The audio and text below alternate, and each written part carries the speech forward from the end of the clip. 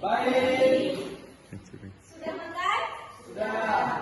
Baiklah, sebelum kita mulai, mari kita sama-sama membacakan doa sebelum belajar. Persilakan ketua kelas memimpin doa. Silakan. Semuanya. Bismillahirrahmanirrahim. Baiklah, diawali dengan doa. Semoga pembelajaran kita hari ini bermanfaat. Sekarang duduk kehadiran ya. Bagaimana ketua kelas hari ini semua? Alhamdulillah hadir semua Ibu. Ya, alhamdulillah ya. Sekarang coba anak-anak itu berdiri semua.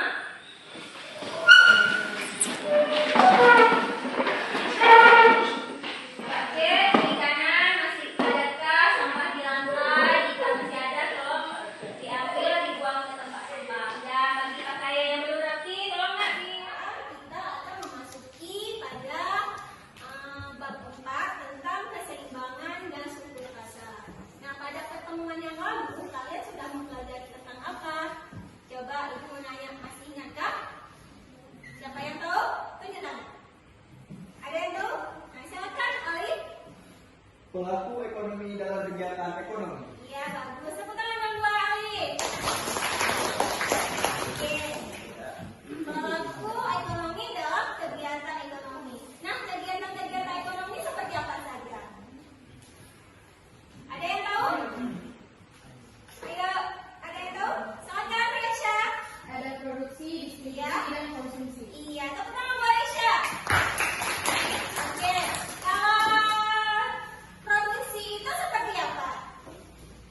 Misalkan, Membuat barang. iya membuat barang. Kalau distribusi, ayo siapa tahu? Silakan Ciron. Menyalurkan barang dari produsen ke konsumen. Iya, menyalurkan barang dari produsen ke konsumen. Terus kalau konsumsi, silakan Saiful. Memakai barang. Iya, tepuk tangan dong. Menyebutkan kalau produksi itu membuat barang. Nah, misalnya kalian jadi produsen nih. Kenapa sih kalian membuat seperti tas, baju, kemudian sepatu? Kira-kira kenapa? Untuk memenuhi kebutuhan. Iya, untuk memenuhi kebutuhan. Berarti ada orang yang membutuhkan barangnya ya. Artinya ada permintaan terhadap tas, sepatu, dan nah, tujuan pembelajaran kita hari ini adalah setelah mengikuti kegiatan pembelajaran melalui pendekatan saintifik dengan menggunakan model pembelajaran problem based learning, peserta didik mampu mendeskripsikan terbentuknya keseimbangan pasar dan struktur pasar, khususnya materi yang berhubungan dengan permintaan, serta dapat menggambarkan kurva dari hasil perhitungan fungsi permintaan dengan penuh tanggung jawab, bekerja sama, dan kreatif. Sudah dapat dipahami? Sudah. Sudah ya? Kita akan membahas tentang pengertian permintaan, kemudian hukum permintaan, dan yang ketiga kurva permintaan, dan yang keempat faktor yang mempengaruhi permintaan, dan yang kelima fungsi permintaan. Nah, sebelum itu kita akan melihat video tentang. Coba kita simak sama-sama video berikut ini.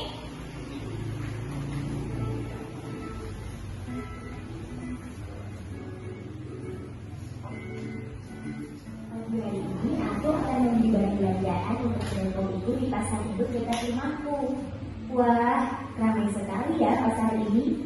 Banyak pedagang dan pembeli melakukan kegiatan ekonomi. Apakah kamu berpikir, kenapa ya harga sekilo gula itu sekian rupiah, sedangkan harga senol oploso itu sekian rupiah? Nah, dari video yang ditampilkan tadi, kenapa kalian berpikir misalnya kalian belanja di kantin? Kenapa ya harga semangkok mie ayam itu 15.000, sedangkan mie Aceh itu hanya 10.000? Kira-kira kenapa? Coba Ali. Karena berbeda banget. Kenapa? Beda, sehingga harganya juga berbeda ya. Kita lanjutkan. Dan juga sebenarnya dari mana sih datangnya harga itu? Dari sekian banyak faktor yang mempengaruhi harga, kali ini kita akan mengulas sederhananya seperti ini. Aku merupakan seorang penjual minuman kopi kekinian. Dengan mempertimbangkan berbagai ongkos dan keuntungan yang akan aku peroleh, aku menjualnya dengan harga 6.000 per cup kopinya. Orang-orang mulai berdatangan ke kedaiku. Dari anak kuliahan, orang-orang kantor samping kedaiku ini, sampai bapak-bapak yang membina motoran itu. Namun karena kopiku sudah habis terjual, orang-orang pindah mencari minuman kopi ke kedai pesaingku. Wah, ternyata pesaingku itu pasang harga di angka 7.000 dan masih laku juga loh. Duh, coba kalau aku tidak kehabisan kopi, aku pasti masih bisa jualan, bahkan menambah keuntunganku. Oke, sekarang aku langsung menghubungi supplier untuk menambah stok kopinya. Nah, karena stok sudah tersedia, orang-orang jadi berdatangan ke kedai lagi. Permintaan minuman kopi itu ternyata sangat banyak ya. Ini jadi kesempatan aku untuk terus mendapatkan keuntungan lebih banyak ya. Dari video yang kalian simak tadi, aku mau tanya nih, apa itu permintaan? Ada yang tahu? Adalah keinginan untuk mendapatkan sejumlah barang dan jasa pada berbagai tingkat harga dan waktu. Iya, tepuk tangan dong buat Aisyah. Jadi, permintaan itu adalah keinginan yang disertai kemampuan membeli jumlah barang dengan tingkat harga dan waktu. Ini sekarang Ibu akan bagikan kalian ke dalam beberapa kelompok. Kelompok yang pertama adalah kelompok Adams. Terus kelompok kedua kelompok David Ricardo. Terus kelompok Kevin Fisher. Terus kelompok John ada Rita, Ustadun, Nur Ikrimah, Maisarah dan Citra. Silahkan anak-anak Ibu duduk pada kelompok yang sekarang Ibu bagikan ke ini.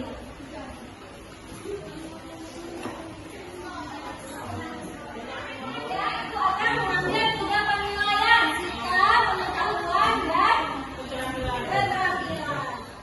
Langkah pertama, langkah kedua. Buat terus. Ini hitunglah fungsi permintaan dan gambarlah kurvanya. Jadi buat hitung dulu. Buat dia di sini hitung fungsi permintaan. Terus baru kelompok yang udah siap udah bisa dilemparkan ke teman-teman. Assalamualaikum warahmatullahi wabarakatuh. Perkenalkan, saya Risha Sia. Saya di sini memberikan hasil kerja kelompok kami.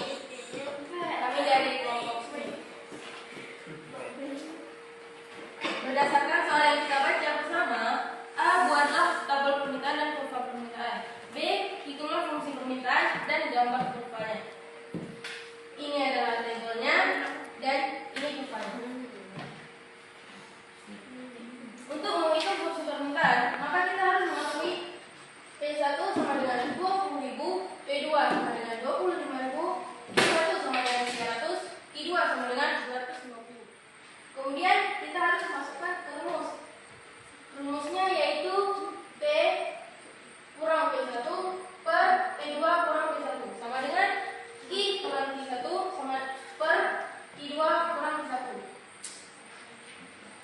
P kurang 20.000 per 25.000 kurang 20.000 sama dengan I kurang 300 per 250 kurang 300.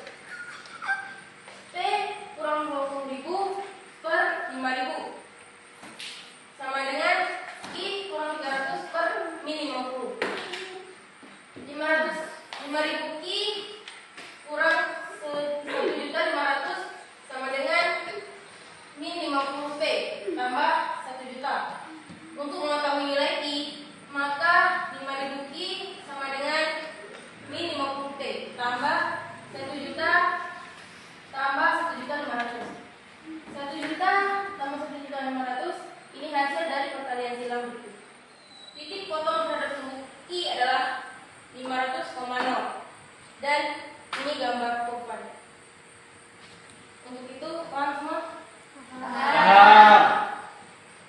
Baik, ada yang bertanya? Silakan, Syur. Bagaimana cara Anda menggambarkan kurva fungsi permintaan? Untuk menggambar kurva fungsi permintaan, kita harus menentukan titik-titik potongannya terlebih dahulu, yaitu titik potong sumbu P dan titik potong sumbu I. Seperti ini contohnya. Dapat dipahami? Dapat. Oke, tepuk tangan. Ada lagi? Ada lagi? Nggak ada. Ada ya? Baik. Baiklah, silakan untuk Reisha. Terima kasih dan sampai jumpa. Waktu kita sudah berakhir waktu diskusinya dan presentasinya. Sekarang kita akan mengambil kesimpulan bersama-sama. Yang mau buat kesimpulannya?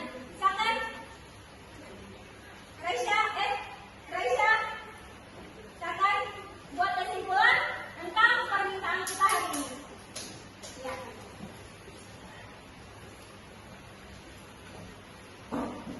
Jadi kesimpulannya adalah yang pertama, permintaan adalah keinginan untuk mendapatkan sejumlah barang dan jasa dan pada berbagai tingkat harga dan waktu tertentu. Ya, kesimpulan kedua, hukum permintaan adalah jika harga suatu barang atau jasa meningkat, jumlah barang yang diminta menurun. Sebaliknya, jika harga suatu barang dan jasa menurun, maka jumlah barang yang diminta pun akan meningkat. Untuk kesimpulan yang ketiga, hukum permintaan adalah garis yang menunjukkan titik-titik pokok besar harga dan kuantitas barang yang diminta. Kesimpulan yang keempat, faktor-faktor yang mempengaruhi permintaan adalah satu, harga barang, komplementer dan barang substitusi. Dua, jumlah pendapatan. Tiga, jumlah dan barang politik yang duduk. Empat, perubahan tradisi, mode dan selera masyarakat. Lima, perkiraan dan harapan masyarakat. Enam, hari raya pahlawan. Tujuh, kondisi sosial dan ekonomi. Untuk kesimpulan yang terakhir, yaitu fungsi permintaan adalah hubungan antara harga dan jumlah barang yang diminta. Terima kasih, tepuk tangan buat Raisya. Oke, jadi sekarang Ibu boleh penguatkan sedikit ya mengenai permintaan. Nah, hukum permintaan ini adalah jika harga suatu barang dan jasa meningkat, seperti Ibu jelaskan tadi, pada saat harganya tinggi, kuantitas yang diminta akan menurun, ya kan? Apabila harga suatu barangnya menurun, maka permintaan akan meningkat. Nah, apa itu fungsi permintaan? Hubungan antara harga dan jumlah barang yang diminta. Dan rumusnya ini sama dengan F kali I. Dan kemudian menghitung fungsi permintaan itu P kurang 1 per I2 kurang 1 sama dengan I kurang 1 I2 kurang 1. Nah, itu rumus untuk menghitung fungsi permintaan. Baiklah anak-anak, pada pertemuan kali ini Ibu akan mengambil refleksi. Bagaimana pembelajaran kita hari ini? Kalau ada yang jawab, setika atau menyenangkan kan? Menyenangkan. Terima kasih, teman-teman. Oke. Akan bagikan lembar jawaban, lembar jawaban untuk tes akhir. Nah, tes akhir, udah siap? Ada yang udah siap? Silakan mengumpulkan dirinya. Silakan ke kelompok.